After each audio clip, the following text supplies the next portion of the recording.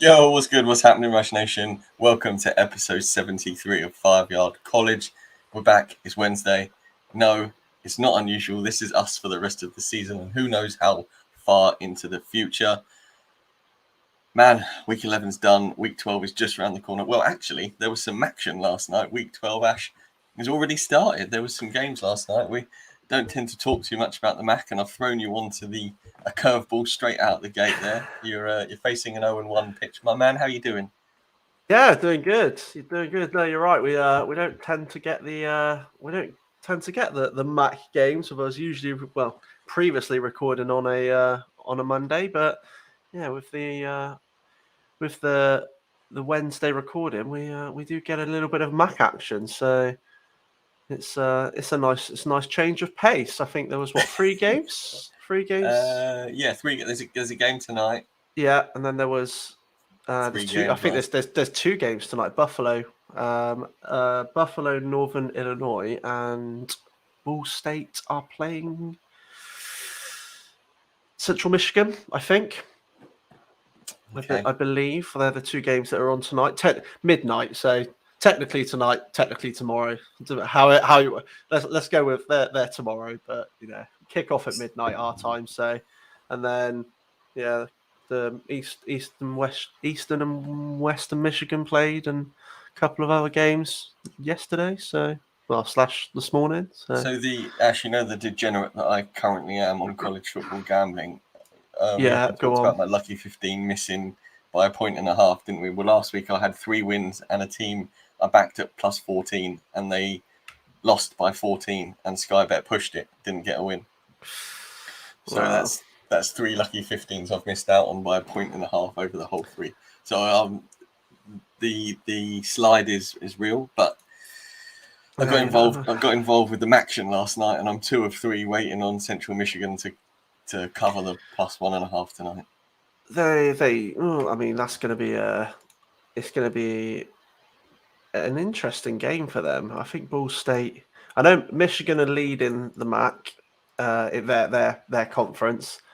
No, they're not. Sorry, Northern Illinois are top, but Ball State haven't had the best of seasons. I think they're 5-5. So, I reckon you should be. I think you should be all right with that one. Go Chippewas! Go Chippewas! Man, I can't believe it. Like, what is it? 2 games left in the regular season now? College regular season? 2 or 3? Two. Yeah, 2 games for most. A couple have got 1, but majority have still got 2 games left, and then that's it. We're on to the bowl games and the playoffs. Come around so quick, it's ridiculous. I mean, this year's just gone so quick. Oh, tell me about it. Considering we've all been off furloughed, in and out of work, out of the office, working from home, it's gone banzai quick. Ash, tell me, with it being Christmas Day on a Saturday, are there any games on Christmas Day this year? Because a couple of years ago, I know the Steelers played on Christmas Day. That must have been probably 6 years ago now, 7 years ago, something like that. Do you know what? I don't think there is this year. No, there isn't. I'm looking at it now. Boxing Day. So 12:30 Boxing Day. Mississippi State and Mississippi are playing, and then there's a load of games on the Friday, but majority of them are on the Saturday. So no, we won't have any Christmas Day football in terms of college football anyway. I don't know if there's any NFL games on, but no college football this year, unfortunately. Massively disappointing. If Rush Nation, you are a regular viewer of the live stream, you'll notice that I am drinking coffee this evening and not my usual water, although that is here armoured in the arsenal. It's just been a brutal week and weekend so far. I planted 53 trees over the weekend, so... No, and I haven't even had a chance to get changed from work, so I'm still in my shirt. Ash is looking fly without a hat on and his shirt. And we're all over the place on episode 73.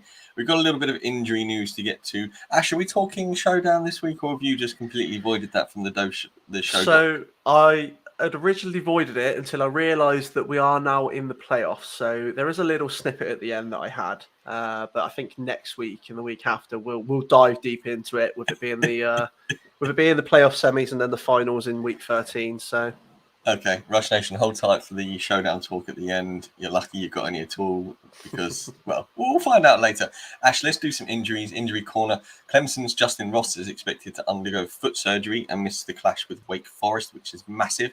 Clemson and Ross will hold off surgery until Monday to establish if he can return this season or if it's over. But for somebody, Ash, with an injury history like Justin Ross's, who was making a huge claim for his NFL draft stock this season, this injury is just another blemish on his on his calling card. Yeah, it really is, and I mean, Clemson haven't had the best years the best year offensively. Ross was their main receiving weapon. Obviously, he's gone for the year, which is obviously downside for them. But personally, I think he was just scraping under 500 yards receiving and a few touchdowns. He's not had the best year, but of course, he's not had the supply, and it's a massive blow for him once again. He obviously held off leaving last year with a back injury, and there was talks about him not even being able to come back, and now he's having to have foot surgery. So I mean, he is one of the biggest risks coming into the draft this year, and his draft stock's going to take a massive tumbling because of this. He's the kind of guy that we could see go undrafted because of this injury. Yeah, really could. Yeah, I mean, the talent's definitely there, but we've seen it multiple times in the past that hyper talented and hyper potential players going undrafted or going 6th, 7th round and never really establishing themselves because of injuries. And I hope not, because I think Ross has got the potential, but it's really up in the air at the moment. This is another, I mean, it's a foot injury. It's not devastating, but coming off of that back injury that almost ended his career, and now to be missing the last 2 games of the season and potentially not being fit, depending on what surgery it is. We don't know what surgery it is at the moment, but potentially missing a chunk of the off season as well. It's devastating news for him personally. Yeah, and it wasn't exactly like you say with Clemson being down offensively. It's not been the showcase season he would have hoped with DJ Uiagalelei and really pushing for his draft stock to be improved after that back injury. This he could be the sort of Sage Surratt of last year, where I can't remember whether he was drafted or not. He definitely was an undrafted free agent. I think he's currently in Detroit or at Seattle, one of the two. I'm getting him and who was the FSU kid who ended up leaving FSU? Tamorian Terry's the one who went to Seattle undrafted and lasted about a week before his illegal troubles. Yeah, so okay, Sage Surratt is at Detroit, and you'd think with his production at TCU or Wake Forest. At Wake, he was brilliant at Wake, and you'd think that the way the Detroit Lions are playing at the moment, he'd be someone that they would bring off their practice squad or wherever he is right now and give him a shot, because he was electric. But Justin Ross is definitely following in the footsteps of those kind of receivers who just wasn't there for them, and their draft stock tumbled, and now they're languishing deep in rosters in the NFL. Yeah. Another shocking injury is Texas running back Bijan Robinson is going to miss the remainder of the season with a dislocated elbow, which he suffered in Saturday's game against Kansas. Obviously, Texas lost that one. It was Texas are the only team in the last 5 years to beat Texas or score more than 45 points in Texas.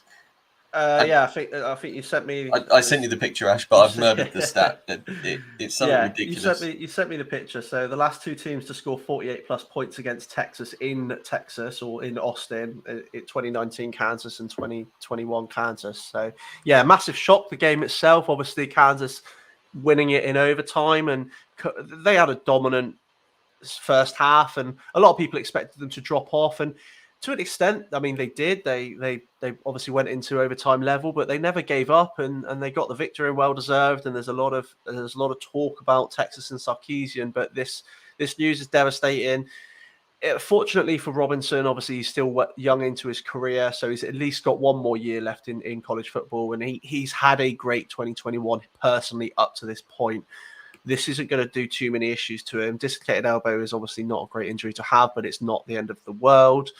And as I say, he shouldn't lose too much of personal stock on this, but it's a huge blow to Texas, one of their main weapons in a season that's been stuttering for them and going downhill gradually throughout the season, and it's almost a write-off for them now. And yeah, as you say, Bijan going down when he did in the game didn't help at all. Yeah, you could have got Kansas at the start of the game at 2,000 to 1 to win that one.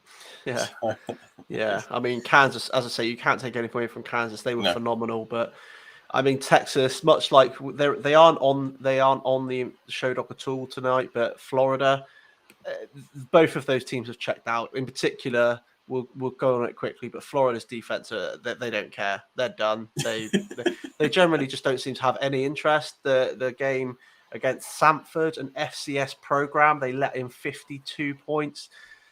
They're just, I mean, I think that Dan Mullen personally is in a very difficult situation as to what's going to happen with him. You can't let 52 points in a game when you're already under pressure.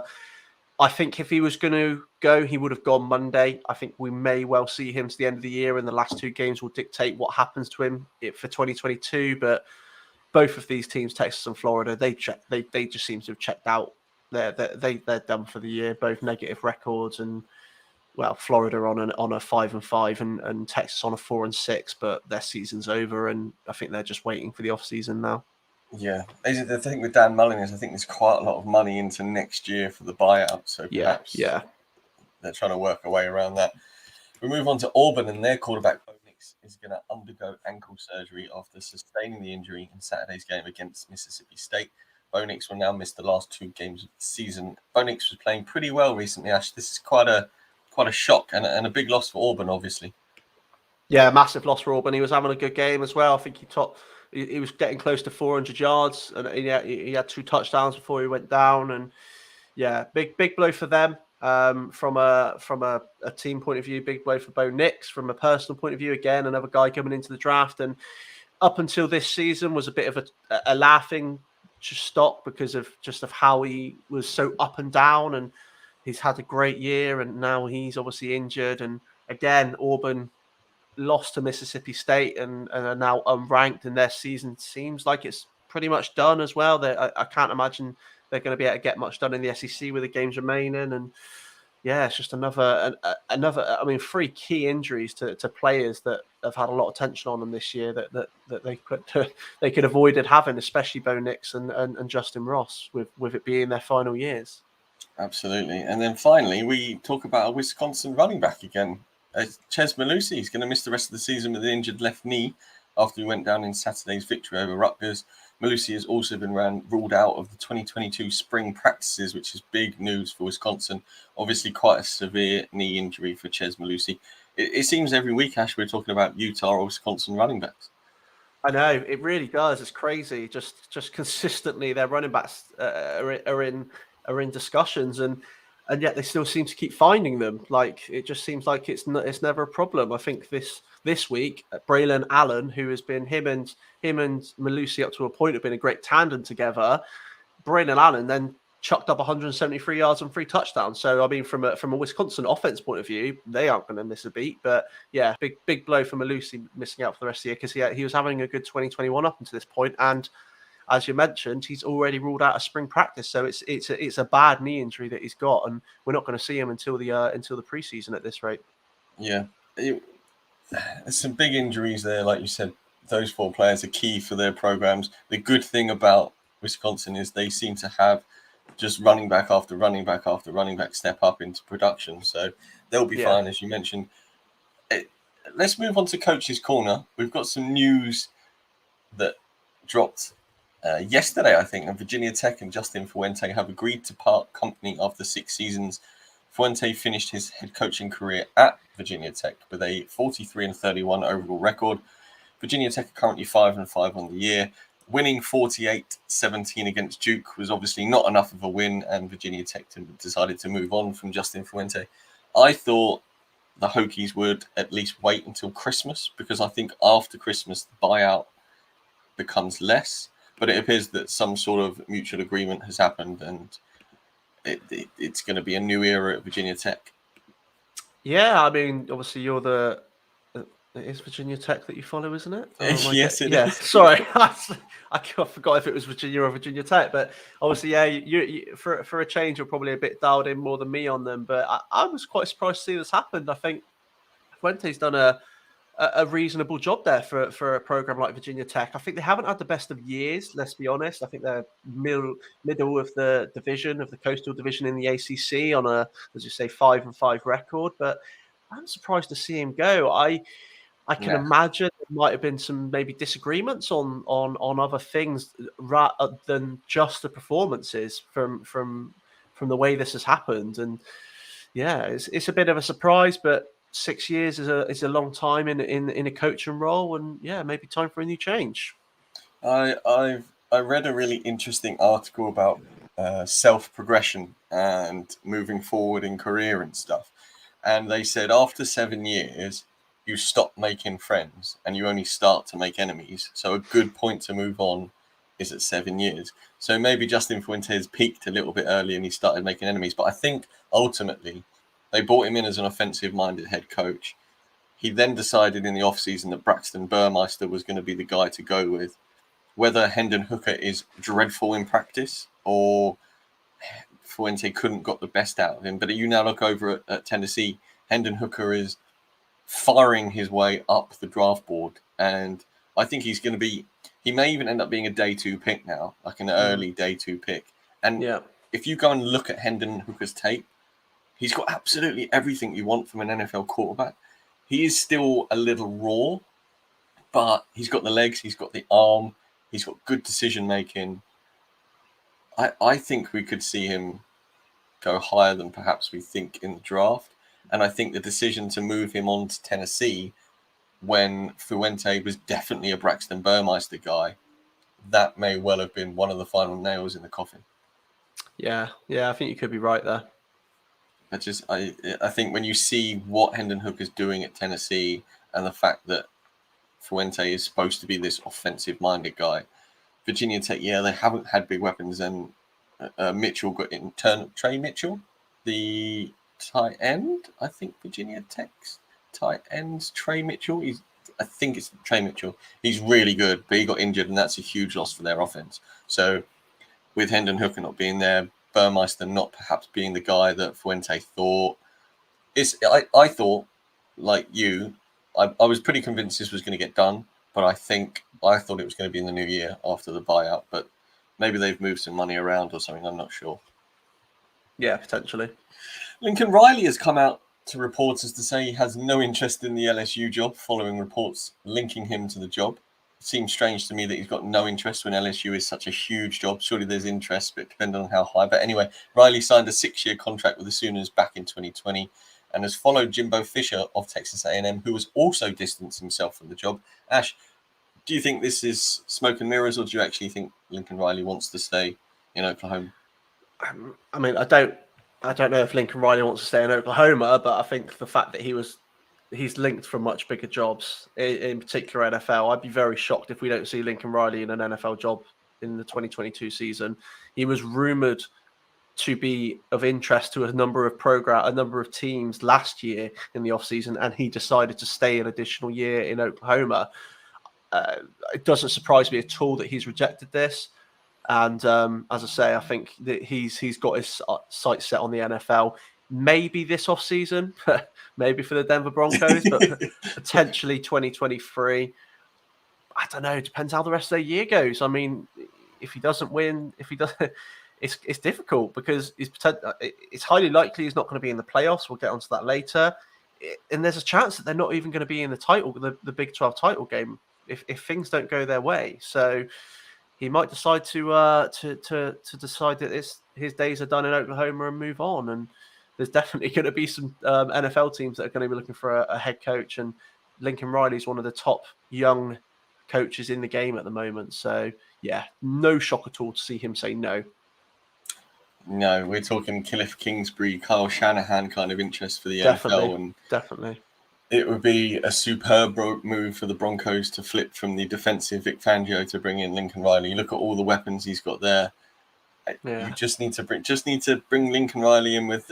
Just tap him up now. I mean, it's probably against all sorts of regulations, but just say, look, Mr. Riley, what quarterback do you want? We'll get him in from the draft and come over and and have a go with the Denver. Anyway, Butch Davis is not going to return to Florida International following this season. The program rejected Davis' request for a 1-year extension, so when they reject your extension request, you know you're on your way. And they've started the search for a long-term successor. Florida International have sucked pretty hard this year, Ash. They have indeed, yeah. 1-9 record. Just a poor year all round. Butch Davis is 70. He's been there for I can't.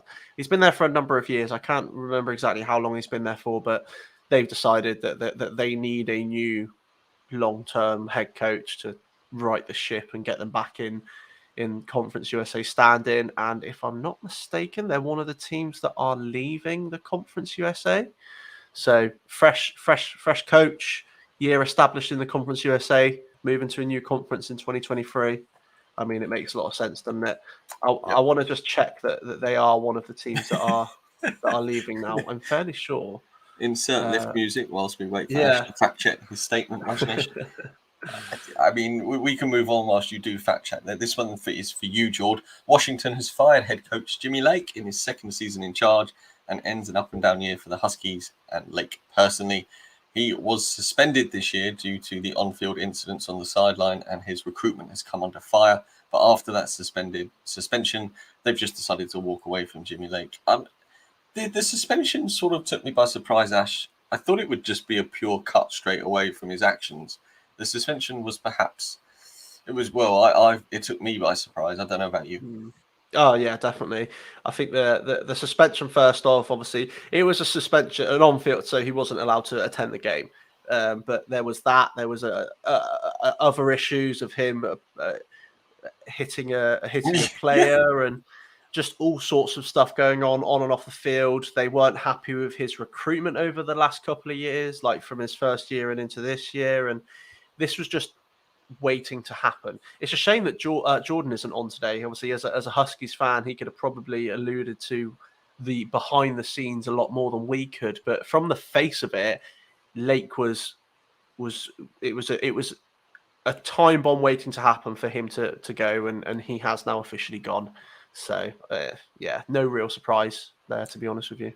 Well, George, if you are watching on the live stream and you want to get involved, hit us up in the comments. I will ping you an invite to get into the chat, and you can bring us some Washington Huskies up to the date news. I don't know if you are or not, but we've mentioned your name twice now, so that's pretty much it for the Pac-12 and George, apart from the CP rankings that are coming up. Yeah, Florida International are joining the AAC as well, so I did think they were leaving. Well, you were correct. You shouldn't have doubted yourself, man. Yeah, I know. Hey, and then finally, the Yukon Huskies have acted quickly to bring in their new head coach. Former NFL coach Jim Mora has been announced as the head coach. I should have put my Huskies hoodie on for today, Ash. He's going to act as assistant coach until November the 28th to get a better understanding of his new job, and then will take charge as the official head coach in the Huskies' final game of the season. Do you think he's attending as an assistant because it gives him an out if he decides he really doesn't want it after what he sees? Because Yukon have been dire this season. Well, I think yes, potentially, but also this is his first college head coaching job, so they want him to get used to the recruitment side of things, the day-to-day running. No, sorry, he was at UCLA, but that was about a decade ago that he was there, and I think he left about 6 or 7 years ago. So, yeah, I mean, I think it's more for him to get used to the runnings of the program before he officially steps as the head coach. But I mean, to be honest, it's not a bad idea. I'm surprised that more programs don't do this, but yeah, maybe it's also an easy out for him as well if he watches the next game and goes, "Nah, you're all right."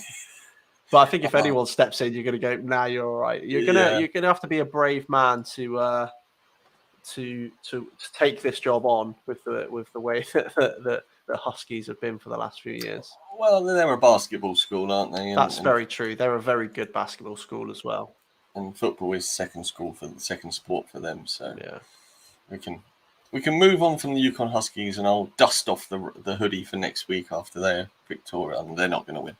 Right, let's do some college football playoff rankings. Ash, nicely changed on the dock there after you threw me to the wolves with the CP rankings a little minute ago. Thank you. 25-1 5 each, first or second. You can go first this week. I went first last week. Oh, what a treat. So at 25, we've got Mississippi State. Then at 24 is Houston, 9-1. That's a big record for a 24th position team. Utah at 23. UTSA undefeated at 22, a 10-0 record. Moved up a spot though from last week's 23, and then finally Arkansas, nearly Arkansas at 21. They're 7-3. They moved up from 25 last week to 21. Ash, of these 5, anything catch your eye? I think Mississippi State after defeating, Auburn. Wow, my mind went completely blank there. Yeah, beating Auburn, who of course were ranked last week. It's justified that they jump into the rankings ahead of in place of Auburn essentially. Houston are the top team in the AAC at the moment, despite Cincinnati still being undefeated. Houston have a better in-conference record, and that they dropped out after their loss a couple of weeks ago, and obviously, in the AP rankings, and they've obviously been justified with their record and being top of the AAC. There's no real surprises here, to be honest with you. I think it's as expected. UTSA still one of 3 undefeated teams in the countries now, and still only in the 20s. Could maybe feel a little bit hard done by. Yeah, just strength of schedules really shot them. Of course, yeah, it always will with these sort of programs, unfortunately. Yeah. But at 20, should I say, NC State come in. They hold their college playoff rankings despite the loss to Wake Forest. San Diego State, after their victory over Nevada, are at 19. Pitt are 18, up from 21 last week. Iowa are up 3 bases from 20 to 17 with an 8-2 record. And Texas A&M keep their ranking, but they drop from 11 to 16 after the loss to Ole Miss this weekend. Yeah, it's all pretty. It's getting to that point now where everything's starting to iron itself out, isn't it? Yeah, definitely. I think Texas A&M and NC State have had good years up to a certain point, and the losses that they've taken have probably they've been tight fought games, and maybe you can understand the losses that they've taken. So I understand them both still being ranked, and I think the drops are fair for these two programs. Texas dropping from 11 to 16, and of course NC State from 16 to 20. But again, they both lost to ranked teams, and it's justified. Again, there's no real complaints here, and there's no real surprises. And like you say, this is where the changes will likely come now in the last couple of weeks. Yeah. So at 15, we've got the 7-3 Wisconsin Badgers after being 18th last week. They're up 3 spots. BYU stay at 14 after just an average performance. Then you've got Oklahoma, who are down from 8 to 13 after their capitulation and blowout loss to, it wasn't a blowout, but Baylor did everything right in that game. They're at 13. Ole Miss are at 12. They're up 3 spots from 15. And then Baylor are up 2 spots. That's a big swing, isn't it? Baylor up 2, Oklahoma down 5, considering Baylor beat Oklahoma. Rightly so, Baylor are ahead of Oklahoma now after that win. Baylor are at 11. Yeah, and I mean, we said it last week, didn't we? We'd hoped that Baylor see over Oklahoma, and we thought it would happen, and that's exactly what happened. We'll get onto it in a bit more detail shortly. It's one of obviously our games from last week that we highlighted, so we will discuss it. But yeah, I think the drop for Oklahoma is justified. We said them being 9-0 last week meant nothing. I think 8 was still too high for them with the way they've played this year, and obviously Baylor have seen off a few teams now, and then putting one over on Oklahoma has justified the climb. You said BYU's average performance this week. So do you mean their average performance sitting in the sofa? Because they had their bye. It's a bye. You can't have a good or a bad bye week. It's average. You can. I mean, yeah. I have some good bye weeks, just go out on the piss, and I have some bad bye weeks sitting at home. Okay. But no, I think half the team went out and half the team didn't, which makes it an average week. I will accept that. I will accept that. But yeah, again, like you say, I think Wisconsin had a dominant display against Northwestern. I think they only let one touchdown, and as I mentioned earlier, 173 yards from Allen and 3 touchdowns. They decimated Northwestern. So again, a climb was justified with the teams performing around them. But we are now into the top 10, and at number 10, Wake Forest back into 10th spot. They were only outside of the top 10 for a single week before they obviously overcame NC State. At 9, Oklahoma State have climbed up from 10 and are arguably, and well, not arguably, they are the best team in Big 12 at the moment. And there's a tasty end of regular season matchup against Oklahoma to come in 2 weeks' time. So, but Oklahoma State don't win against Oklahoma. So if they can see off Oklahoma, that's going to be a massive, massive victory for them and essentially lock them into the title game. Notre Dame have climbed up from 9 to 8 this week. Michigan State and Michigan both stay at 7 and 6 respectively after both of them won this week. And I still can't understand how Michigan State are below Michigan. But what I will say is Michigan this week, the victory over Penn State was a great victory. And to be honest, it's probably one of the best performances I've seen from Michigan in a long time. And this was a justified victory. They ground it out against a solid Penn State defense, and rightly deserved this victory. Missing one of their best weapons as well. Blake Curran, the running back, was out injured, and still being able to get this victory despite a late attempt of a comeback from Penn State. They saw out this game, and McNamara and co. And Hasim Haskins, I think, is the tandem running back with Corum until he got hurt. Hasim Haskins, he had a solid game. Didn't score a touchdown, but I think he got just over 150 rushing yards. So yeah. I think it's Hakeem Haskins. I think Hakeem. Apologies. Yeah. Apologies. I think he had a career high 31 carries as well on those. Yeah. So. Yeah. I was, to be honest, I was a bit surprised and disappointed to see him have so many carries with Corum being out, because they've got a great freshman running back in Donovan Edwards sat there ready and waiting. And I'm looking forward to this lad getting on the field, because from high school he looks phenomenal, and he's not really had a great deal of opportunities this year. So hopefully next year he does get those chances. Yeah, I mean, it's fair when you think how well their running back tandem has been doing. Yeah, definitely. And just continue to ride Haskins. I mean, if Corum's out again and they ride Haskins for the next week, I don't mind it at all, because I'm playing him in the semi-final against Jack. Interestingly, we're going to talk, I think, hopefully a little bit later on. There's nothing in the notes, Ash. Did you lie to me? You lied to me about the showdown chat. You've got me. He's now writing it in, right? If you can see the show dog, he's writing it in. But yeah, I mean, Michigan were good. Notre Dame, they, in a game against Virginia, which we thought would be a lot closer, they just absolutely stunted Virginia. I mean, Brennan Armstrong is playing injured. I don't know whether he left that game or not, but everything runs through him with Virginia. So that one was obviously set back there. And then you mentioned Wake beating North Carolina, NC State. I absolutely love the fact that they won that. And now with Justin Ross, we're going to talk about Wake in a little bit, Ash. But with Justin Ross out, we said they've got three of their 4 games are tricky, and they're 1-1 with 2 to go. And NC State was the game I thought they'd slip up on. So yeah, it's going to be a real interesting final 2 games there. Right. At 5, we still have the Bearcats just outside the playoffs, agonizingly close. This week is going to be telling for them.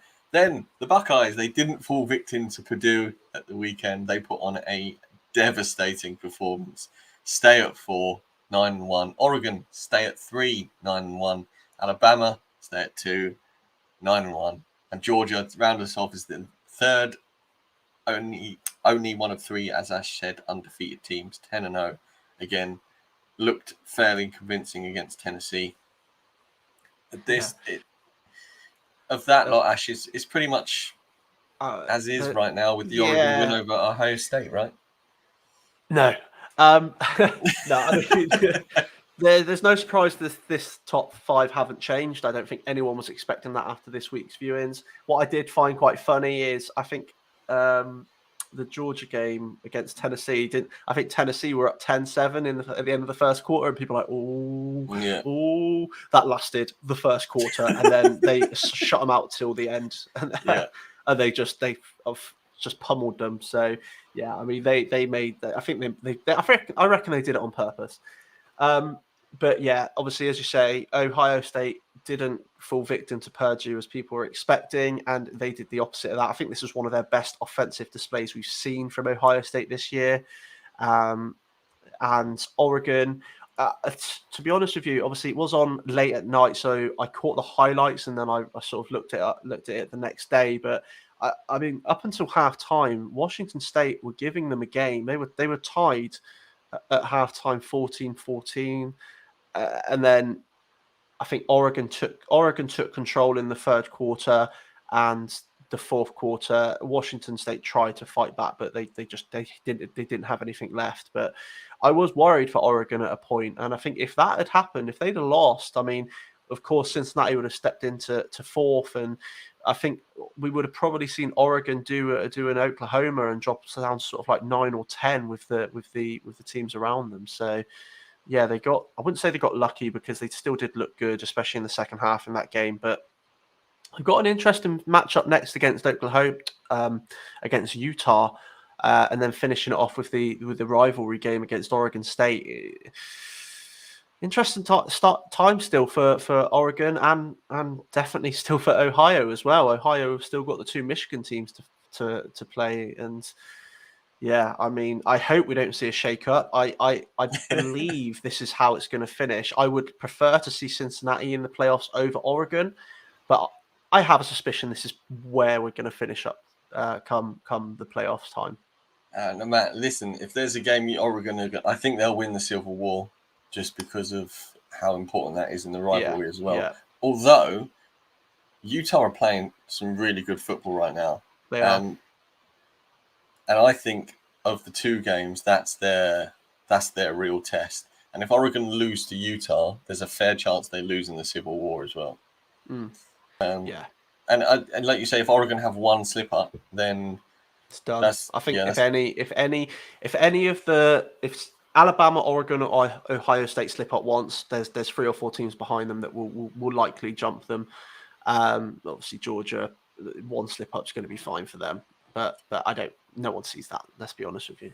But yeah, it's one slip up away from any of these teams to be out of the playoffs, and any one of the other teams to be in the playoffs. There's still, you could go down still maybe to Wake Forest. I know that their schedule in the AAC has not been as competitive as the other ones this year, but you could argue anywhere down to 10 could, in theory, still get there with slip-ups. It's unlikely. It looks like it's probably going to be out of these 5, 4 of the 5 here are going to be the playoff teams. But you never know. With the way this season is going, you really never know. No, and Ash, we never talked about Kenneth Walker's Heisman campaigning with Michigan State. Another superb week. 30 rushing attempts, 143 yards, 2 touchdowns. Once again, the catalyst for the Spartans. Yeah, he really is. And it's unfortunate that Bryce Young is still the heavy favourite, and I think it's going to be extremely unlikely for anyone other than Young to take it now.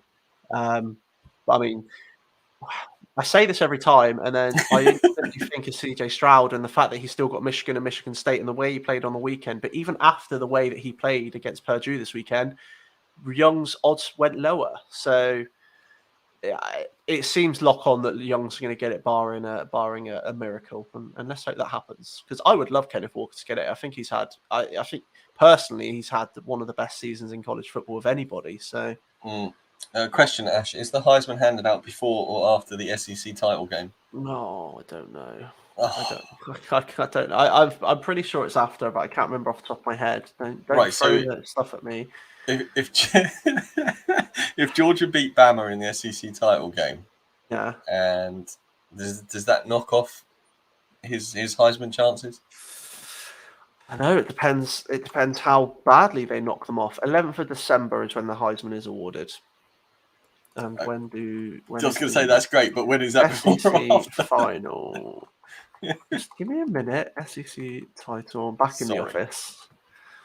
SEC title game is on. Don't know.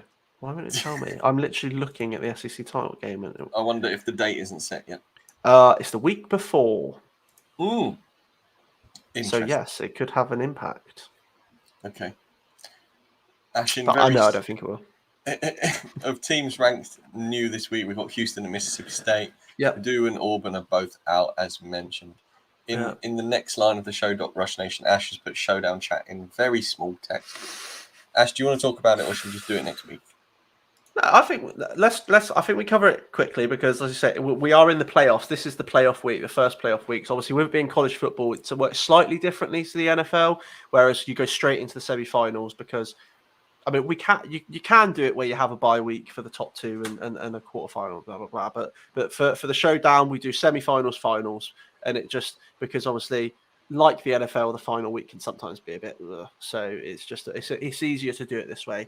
Yep. I realized after you said, but I realized last week that I had no chance of getting in anyway because I forgot that it was the playoffs this week. I thought there was still 2 more weeks and I could have got in on even, but it didn't matter in the end because the results didn't go my way for this week, but it did for other people. So the playoffs are as this. We've got, of course, actually, I say of course, Jord actually finished top of the regular season rankings with a 9-2 record, taking over Jack in the final week on points. Jordan won the regular season title, as we'll call it, by 17 points, I believe. Yeah, my light's about to die. Yeah, over Jack. Jack come in at second with a 9-2 record. Stocks finished third with a 7-4 record, and then Rich rounded out the top 4 with a 7-4 record. So, and Tom, unfortunately, much like Jord won the regular season on points, Tom missed out on the playoffs by points. By some distance, nearly You're right, 200 some distance. to Stocks. Hang on, to you. But under 100 points, I think it was about 70 points to Rich. So, yeah, Tom is unfortunately missing out this year. I finished 8th. I had a terrible end to my season after starting 3-0 or something like that. It just went wrong for me from there. But the playoffs are set, and we've got Rich and Jord facing in one, and Jake and Stocks in the other. So, yeah, I played Jack last week. I needed to beat Jack to stay in the playoffs. Ahead of Tom because my points for record was better, and I managed to squeak a win against Jack, and then I've got him again because he's obviously second, and I'm third. So so you won by 8 points to get over Jack, despite having Caden Williams in your lineup. But of course, he unfortunately had a injured player in his lineup as well. Tavin Thomas from Utah was ruled out, and if he'd have put any of his other offensive weapons on the field from his bench, he would have lost. He left Garrett Wilson on the bench. Yeah, that's a shocker. Who put up 41 points. Maybe that was an oversight, or maybe he thought like we may have thought about Purdue. I don't know, but maybe it doesn't matter in the end. He's back in this week, I tell you that. Exactly. Yeah. 100% back in this week. Yeah, he's already back on his lineup this week. I'm looking at it now. So that's going to be a fantastic matchup. Wasn't it you? It was you two in the final last year, wasn't it? Yeah. So one of you are going to be in the final once again this year.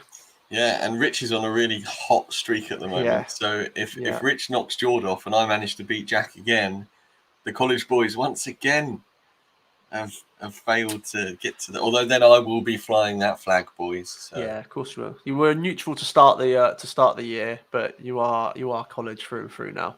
Yeah, tentacles have well and truly grabbed hold of the Stocks machine. So that's your showdown rundown. Next week we'll be back with some semi-final results. Actually, have you got a game, or is that you done now? No, that's it. No, we haven't got a consolation bracket. We might bring it in next year because we're going to continue the showdown. Maybe get a few other people in. We rotated a bit this year, but no, we don't have a consolation. So that is me done in the showdown. Unfortunately, I've just got my campus to Canton Leeds to look forward to now.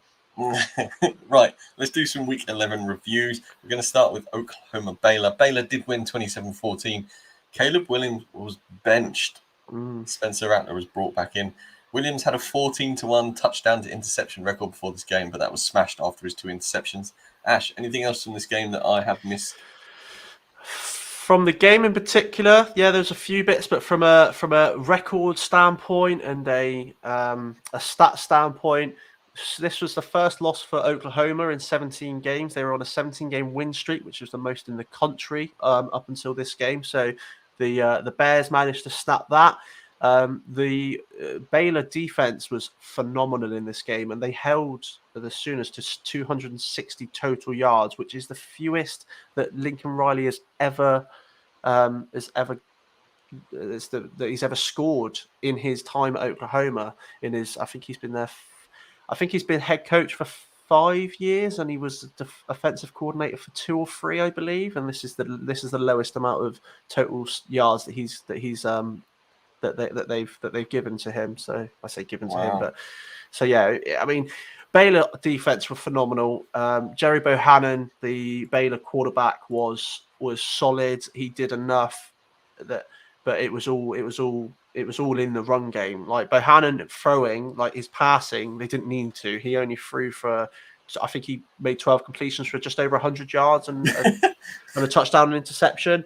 But he ran for over 100 yards, 2 touchdowns. Abraham Smith, the running back, also went for nearly 150 yards. Mm-hmm. So they grounded Oklahoma defense with their run game, and then, as I say, the Baylor offense shut Caleb Williams down. Caleb Williams, as you say, got benched. He only threw for 84 yards and 2 interceptions before this game.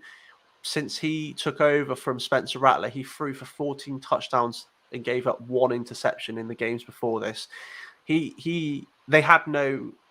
Oklahoma had no answers on offense for this Baylor defense. It was a poor game from Williams. He made some silly mistakes, as you can imagine, for a young quarterback in his first season. But credit's got to go to Baylor offense and Baylor defense and the defensive coordinator. They stifled Oklahoma for the whole game. They shut them down and they put it in the hands of the Baylor runners. And it was a close-fought game up until the fourth quarter, and Baylor ran away with it from that point. They dominated the fourth quarter and made it look the 24/7 that we see. And we were waiting for Oklahoma to come up against the stiff opposition that would cause them problems. And the first time that happened, they succumbed to it. They're done, yeah. They weren't as good as their record, but their record and their strength of schedule was one of the easiest in the country, and it showed when they came up against a good team in Baylor. Yeah. Texas A&M lost 19. Ole Miss beat Texas A&M 29-19. That's a much better way of putting that, Stocks. I didn't see any of this one, Ash. Fill me in. Yeah, again, another defensive display. So, I mean, Texas A&M are all year have been one of the best defenses in the country alongside Georgia, and Ole Miss made it look the opposite. I know it was only 29-19 victory, but they didn't really have any issues getting past at Texas A&M. And on the flip side of it, Ole Miss's defense shut down Texas A&M for much of this game. Up the first half, they shut them out completely. In the second quarter, in the second half, they never really got going. Zach Calzada, we've spoken about him a few times since Haynes King went down, that we weren't really too sure about him. He's very sporadic and he's not the answer for A&M. And unfortunately, on the day that shown, he made some rookie errors in the quarterback and threw for a couple of interceptions. And this was all about Ole Miss's defense, and their offense were doing enough against, as I say, up until this point, a stout defense, one that has shut down. Yes, Matt Corral is one of the best quarterbacks in college at the moment, but the offense as a whole has not been one that you look at and go, yeah, blimey, that's a great offense. But they look like that. They made it light work against this Texas A&M defense that has been one of the best defenses this year. So yeah, it was surprising. I was expecting it to be a good game, and that's why we had it on our games to watch last week. But I wasn't expecting this sort of performance from the Rebels, and I think it was rounded off in the fourth quarter when I think they were up 15-13 at the time, and their quarterback Ashanti Kistrunk, I believe is how you pronounce his surname, intercepted the ball, and then Ole Miss came straight up and scored with their running back to basically put the game to bed. By that point, it never really looked like A&M were gonna get back to it. But yeah, solid performance all round from Ole Miss, and a surprising performance on the defensive side from A&M. Yeah, another surprise was Nevada losing to San Diego State 23-21. Carson Strong balled out. Romeo Yeah. Dukes had another massive game. Yeah. Excuse me, but Cole Turner wasn't playing, which is big news for Nevada. And Yeah, they missed Cole Turner. I wouldn't say the result itself is not surprising. I would have liked Nevada to win, and I did have Nevada to win because of my love affair for Carson Strong. But I think when you look at it, the way San Diego State have been all year, they are one of, if not the best team in the Mountain West. And this game showed that. They beat Nevada in a close fought game. They were back and forth consistently throughout this game. But as you say, Carson Strong balled out 350 yards, 3 touchdowns. Don't ask this lad to run. He's not the best runner. He can do it when he's desperate. But yeah, put the ball in his hands, and when you've got a wide receiver alongside you like Romeo Dubes, you're laughing. Dubes 127 yards and 2 touchdowns. He's probably cemented himself as the I would. He is definitely a top 3 wide receiver in this draft class. I think is in my opinion. I don't think he's. I suspect that Ohio boys are going to go ahead of him, and then it's a conversation between him and Treylon Burks from Arkansas. I think those two are the conversation for the third for me personally. How can you even not consider Drake London at that point? I think Drake London is just behind Dubes and Burks, in my opinion. But I wouldn't be surprised to see somebody want him over the likes of Dubes. But yeah, I think Nevada have had a great year. They've dropped some games that they really shouldn't have dropped, which has put them in a bit of an awkward position for the Mountain West now. I think it almost eliminates them from the title game contention, and it essentially locks in San Diego now. They are a game in hand, and they've got Vegas next week, University of Vegas next week, which is a gimme. There should be no reason why they don't win their game. And then they face Boise State to end the year, which Boise State have been very up and down this year, and I would be very surprised to see San Diego not win that game. So, but it was, if anyone, I would recommend people go and watch it if they have time. As I say, Carson Strong was balling out. Greg Bell, the running back for San Diego State, had a phenomenal game. And the San Diego State offense as a whole was solid. It's the reason San Diego State are winning is because of their punter Matt Araiza. He had 5 punts. He averaged 55 yards this week, but I think he's had an 85-yard punt this season. His average is around 70 yards for the season, and I've seen some people say he could be the best punter to ever play the game. Yeah, it's crazy because he's also their kicker. Yeah, which is fantastic, and I think he scored a 48-yarder to. He scored a 48-yarder in the second quarter to take the lead, and then a 39-yarder in the fourth quarter to take the lead. But yeah, as you say, it's just I think he is. I would say he's the best punter in the country at the moment.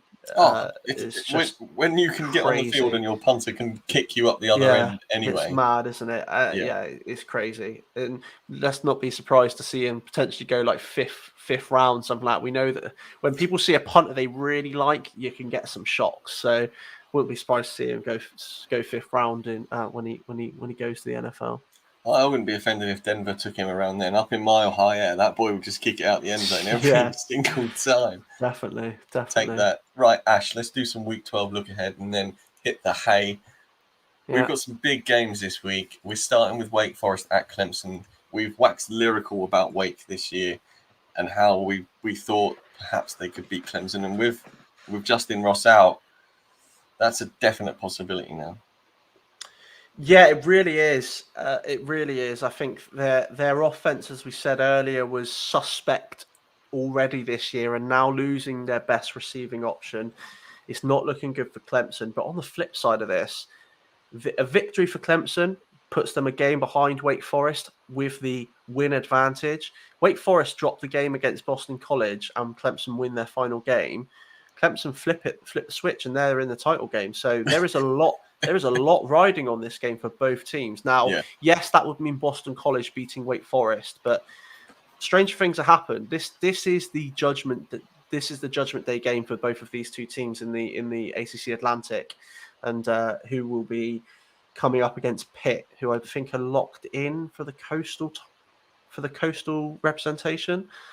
I think Pitt are on 8-2, and then I believe Virginia are behind them 6-4. So again, 2-game flip, but that's highly unlikely. I think Pitt are a lock in one side, and this game will potentially decide it. And I think whoever wins this is going to be in the title game, barring yeah. I mean, Clemson needs assistance for the game after, but obviously if Wake Forest win, they're in. That's the end of. But that's why this game is so important, and it's crazy to think that we're seeing Clemson at what 7-3 and stuttering on offense after the year they had last year, and going, yeah, Wake Forest are the favourites in this game and are likely going to be the ACC type champions come the end of the year. yeah, but Wake aren't favourites. Ash, They're still not No, favourites. Clemson are 4.5 point Ridiculous. favourites. Yeah, Wake are dogs. Nah, crazy. That's mental, isn't it? Yeah. I'm surprised. I know it's Clemson, and I know that their defense is still solid, but yeah, I'm surprised at that.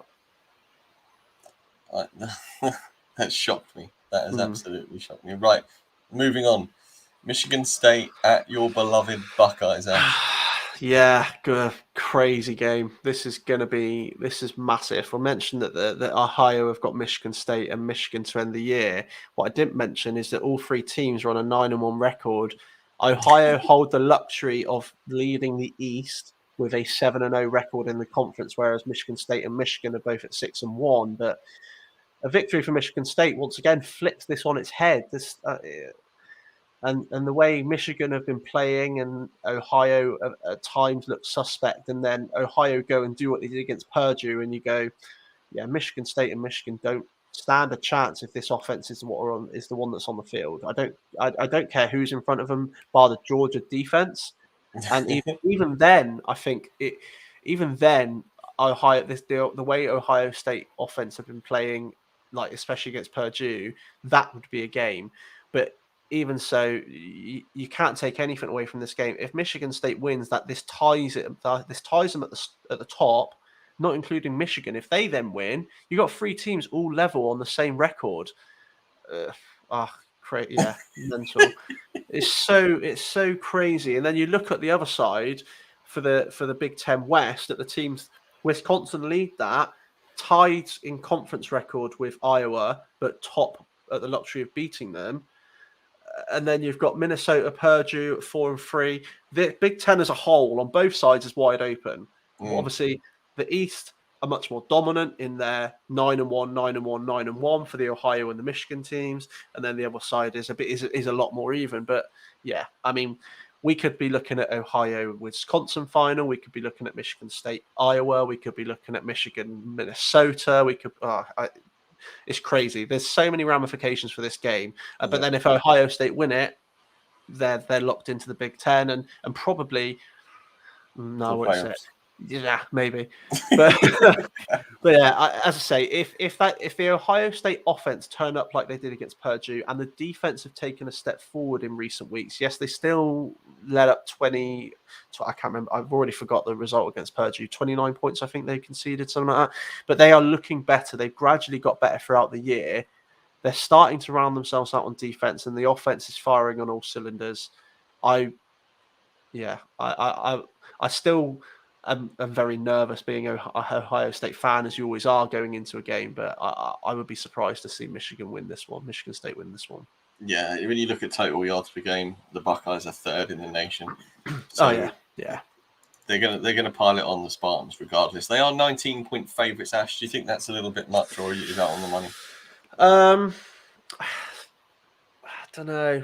Michigan State defense have been solid, and their offense can put points on the board. I think maybe I'd say that's probably about right. I would say that's probably about right. Fair enough. Let's move on. Arkansas at Alabama. Mm. Is there another shock on the cards? But that's why this one's on here. I mean, it would be a tremendous shock if it happened. I think this would be the biggest shock of the year. But with the way the season's gone, the way Arkansas have performed against certain teams, I had to include it on here. Because also, if Bama lose, they're out of the playoffs. Let's be honest with you. You can't be Bama with 2 losses and in the playoffs. And as you said, Arkansas have seen over Texas and Texas A&M, and they won against Michigan State this week. They lost to Auburn, but yeah, I mean, this Arkansas, when they want to, can turn it on. And a game like Bama in Bama, we've seen crazier things, and I think it could just be an exciting watch, because on the flip side, Bama could flip the switch and put 60 on them and only concede 10. It's literally how it could go. It could be a closely fought game that either one of the teams could win out, or Bama could go, nah, you're all right, I'm going to put 60 on you, see you later. Yeah, the over-under of 58 seems very low, considering. Yeah, I would be very... I don't know. If the defense if the Arkansas defense turned up against Texas and Texas A&M, that's a fair assumption. But if they don't, yeah, that's going to be... I wouldn't be surprised to see 70, 75 points total on the board. Yeah, completely agree with that. I think this is... If Alabama make the playoffs with a two-loss record and Cincinnati missed out, I'm walking out. I'm done with college football at that point. people might be saying a few things then. The peasants will revolt. And then finally, we got some SMU Mustangs Cincinnati Bearcat, Ash. Yeah, very interesting game, this one, because it's second and third in the AAC. Yeah. Despite Cincinnati being 10-0, they're still not top, because Houston have a better conference record by a victory. They're 7-0 Houston, and Cincinnati is 6-0. And then SMU are just behind on 8-2 with a 4-2 conference record. So they're not getting to the title game. It's going to be Houston, Cincinnati, but this is more for Cincinnati's playoff hopes, their unbeaten season hopes. And just SMU have been playing some good football. They lost narrowly to Memphis last week. And then this week, they obviously saw off UCF quite comfortably with 55-28.